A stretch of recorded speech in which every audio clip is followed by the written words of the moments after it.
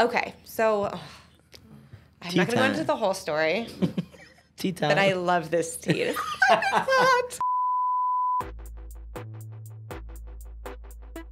Do you have any specific advice for the musicians and the artists out there who maybe are embarking on the first time being the star of a music video? What advice to the artist?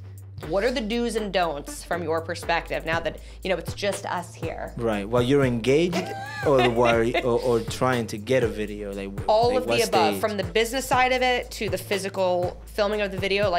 Don't be 6 hours late, I think is a good starting point. Oh, like just the basic stuff? Just the basics, that some obvious, some less obvious. Definitely respect time, because you're gonna be, even if it's a flat rate or not, you gotta respect people's time. Because if you are coming at someone, you disrespect somebody's time, that means you devaluing what they're doing. I agree. And a lot of us could be doing more with our time. Mm-hmm. A lot of the issues that I've run into and I learned how to find my way outside of that was people don't want to say I don't have it. Everybody's financially? on this. Yes. Everybody wants to be on this, I got it. So they can be, they can come across as dismissive, disrespectful, or simply unprofessional. There's nothing more humbling than, hey, damn, I really love your work, I just don't have that much right now. Right. That opens a conversation. Absolutely, I completely What do you agree. have? Now, if it's $80, then I'm gonna respectfully decline. Sure. But sometimes, and when you get your money up, call me, and I'll answer your call. So and that gives you somebody, just be transparent. We're talking internally. So you don't have to act. You don't have to carry your persona on an email. You don't have to carry your persona on a message. You can talk to me. I respect that more. Just be a person. Yeah.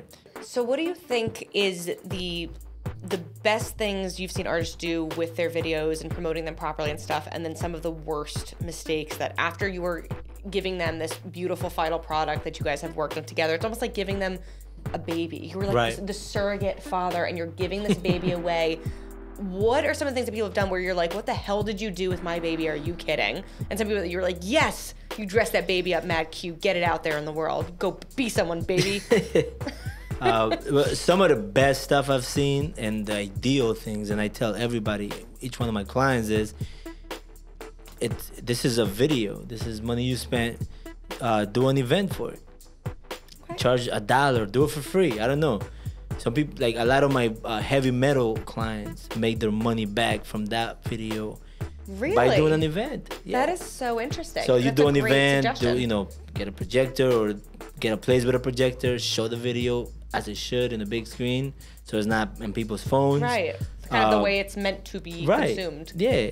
Just give it the proper. That's like having a baby and saying, yeah, we had a baby. Or, woo, showcase it. Have a couple bands open up. You do the song and a couple other songs. People will come. If they don't, you still could have done nothing. So use it as the marketing tool that is the reason why you treat it like you want it to be treated. Just give it a premiere. So on the other side of that, then, what are the worst things you've seen people do? The worst people, when I give them a finished product, it's just really sit on it and do nothing, or try to and I don't really give people my sessions. I have a rate and I have a contract, and it's still a collaboration. I don't want it's not all transactional. So you can't get the session because there's a lot of stuff that's my own. Right. What do you call it? Secrets of the trade or whatever. Proprietary information. Yeah, but if you want your raw footage, you'll get your raw footage. But I've seen people butcher stuff, and I'm not gonna bring the name up, but recently somebody had I had a lot of difficulty because creativeness is subjective. So right. I ended up giving somebody a whole just take it if you don't think I did good enough. I had a great product in my hands, but then it's just me saying it, right? So they were not happy with. They were happy. If you go to a mechanic and you tell them there's something wrong with my car, and the mechanic's like, okay, what is it? Something doesn't feel right. He can't help you. If you tell me I don't like my face in this shot, I know how to fix that. You change it or change coloring, put a different shot in it. So they're not even able to articulate. I don't like. What's wrong. Sometimes people just really want to have the final word. Some people are controlling and narcissistic, which is the case with this person, or they're in a cult. or whatever. But I gave him today. Like I usually yell at people when they take my logo out of my work, and this time I was so freaking happy that my logo wasn't in it because they butchered it. The hell they gave me for the product I gave them. Yeah. It's like going to a steakhouse, right? Getting a beautiful steak and it's pink. It's not bleedy, but it's nice and pink and taste. You don't even gotta put sauce on it, and then you're like, I don't know. I think I'm gonna take it to my boy, and then he burns it, and then they serve that. Can't have that. Yeah, it was terrible. I You saw don't it say today. it's from your steakhouse It was anymore. released today, Wow. and it was terrible.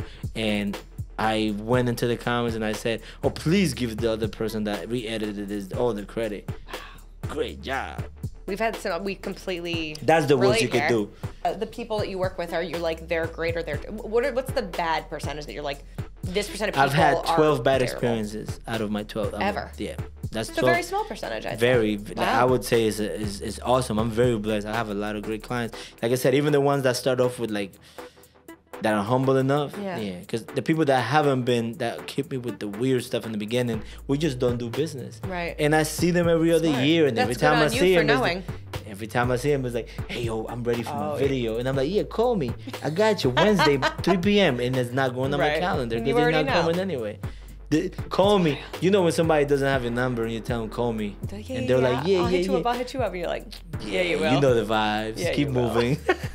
In short, can you kind of summarize like beginning to end when you have a new client that is serious, that what you have to go through to deliver that finished product? Well, the first thing is understanding like their narrative. Like, who are you? What are you? What's your entity? So the as an whole artist? vision. Are you just another rapper trying to make it, or another guitar player trying to break? Are you what? Like, who are you, and what are we gonna bring new to this ocean of content? I touched the waist. My bad. Tough time editing that. But yeah, so like, what are we bringing new to this content of this ocean of content that the internet is? What's Right. new? Like, and it doesn't have to be anything crazy. It's just like, do you know who you are? Okay. My So name that's is a creative first step. The first, yeah, because that's where it begins. Obviously, usually first contact is email, phone call, or in person and stuff. And obviously, that's more business. Like, Right. How much is a video? How much is a car? I mean, what do you need? Like, let's talk about like it's not like one price. Like, this is my starting rate, and this is how busy I am. I'm not looking for I'm looking for quality, not quantity. Right. So like, I'm good with how much clientele I have and how far off. I wouldn't even I'm not looking for that much attachment. I'm looking for just quality, and quality doesn't necessarily mean more money for me, because you can pay me my day rate and then your budget leftovers $200. What are you gonna rent? Yeah. What are you gonna do? Pay one model to come in 2 outfits? Like, even if you pay me my asking price, but you still have 1,000, 2,000 left for locations, permits if we need them, props, stylists. That's a big one. That's another important Yeah. thing. Get your permits. So that's what People I mean. don't think about Yeah. that stuff. Yeah, and I can get around those easy. I'm not gonna make you spend money.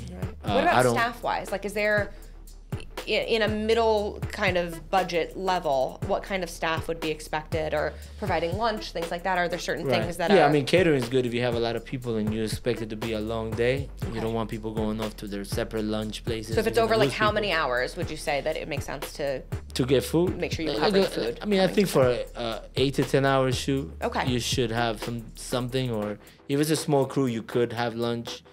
But if it's Okay. like 10 people, you don't want to lose people in the middle Yeah. of a break. Just have catering. So yeah, that would do that. I mean, assistants are good if you're doing skits, sound, boom, boom Yeah. mics and stuff like that. Or simply having a stylist or someone that's gonna, I'm a cinematographer. I pay attention to the room, the lights, but hair and nails and stuff, I really Yeah. won't. Like, that's not really in my department. I try, but you need someone that's gonna be like, hey, girl, you that is their job. look raggedy. So you need it. Not raggedy. Whether it's an Oh. assistant or somebody's got to give you that. Hey, Some your kind of hair is point messed up. person. And hairstyles and like, I'm not a stylist by Right. any means. So I don't know if you're in fashion or not. I see. I don't know if that wrinkle is meant to be there or not. So like, Huh. that's not really my job. Someone might come in and say, oh, I need you to do this. So you need, it's just little elements, but those things Yeah. come with support, because obviously you know, you have to be in a certain bracket to have like a stylist on demand. Right. So you have to have all that stuff up front, work out the business, do the creative, some storyboarding, you set the location, permits, the catering stuff, basically the run of day, how it's going to work on like a literal hour-to-hour basis. Yeah. And then you're looking at, let's call it 8 hours of shoot day, pending weather and anything else that might come into play, and a backup plan. I'm sure, I know even with Ashley's, Madame Modestin's recent shoot, like we had a freezing cold day. Like it was cold. Frigid. It was cold. One of the coldest days of the entire winter. Super cold. And like that's not something that you would By plan the way, around, the way she put up day. with that weather and the performance. I mean, she was an absolute boss about it, but like so professional.